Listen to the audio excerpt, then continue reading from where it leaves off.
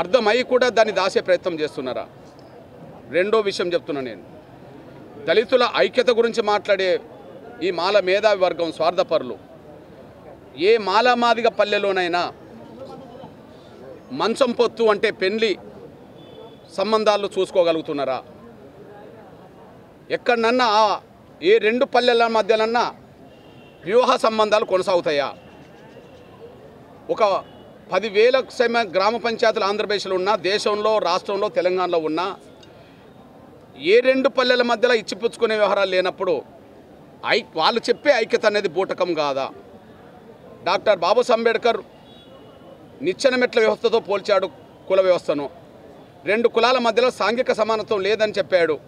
అది దళితుల్లో కూడా లేదని కూడా చెప్పాడు. దళితుల్లో లేదని ఆయనే చెప్తే, దళితుల మధ్యలో ఐక్యత లేదు అని చెప్పి, ఇచ్చిపుచ్చుకోవడాలు లేదని చెప్పి రెండు పల్లెలు సాక్ష్యం నిలబడితే, కేవలం రిజర్వేషన్ ఫలాలు దోసుకోవడం కోసం మాత్రమే వీళ్ళు ఐక్యత అనే జపం మాట్లాడుతున్నారు తప్ప న్యాయం అయిన వాదన వాళ్ళ దగ్గర లేదని చెప్పి మేము చెప్పడం జరిగింది. నంబర్ 1. రెండోది, డాక్టర్ బాబాసాహెబ్ అంబేద్కర్ సాధించిన రిజర్వేషన్ ఫలాలు దళితుల్లో ఉండబడి అన్ని కులాలకు వాళ్ళ జనాభా దామాష ప్రకారం దక్కలేదనే విషయం మేము వినతి పత్రం ఇచ్చిన అంశాల్లో ప్రధానమైంది. మేము ఇచ్చిన వినతి పత్రం మేము సొంతగా రాసుకున్న అభిప్రాయం కాదు. కమిటీల నివేదికలు, కమిషన్ల నివేదికలు. మాలాంటి వాళ్ళం 94లో ఎంఆర్పిఎస్ ఉద్యమం మొదలుపెట్టాం 30 ఏళ్ల క్రితం. కానీ మాలాంటి వాళ్ళం పుట్టకముందే 65లో గౌరవ ప్రధానమంత్రిగా లాల్ బహదూర్ శాస్త్రి ఉన్న కాలంలోనే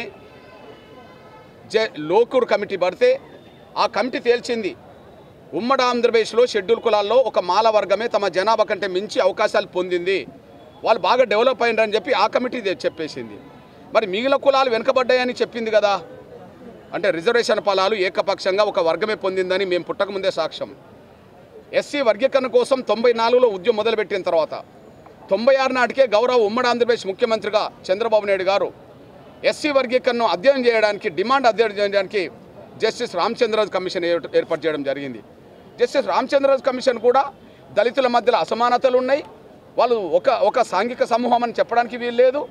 అదే సమయం రిజర్వేషన్ ఫలాలు అందరికీ దక్కట్లేదు. దీనివల్ల మాదిగలు, రెల్లి, ఇతర కులాలకు సంబంధించిన వాళ్ళు వెనుకబడిపోయిందని లెక్కలు చెప్పేసింది, వర్గీకరణ జరగాలని చెప్పేసింది.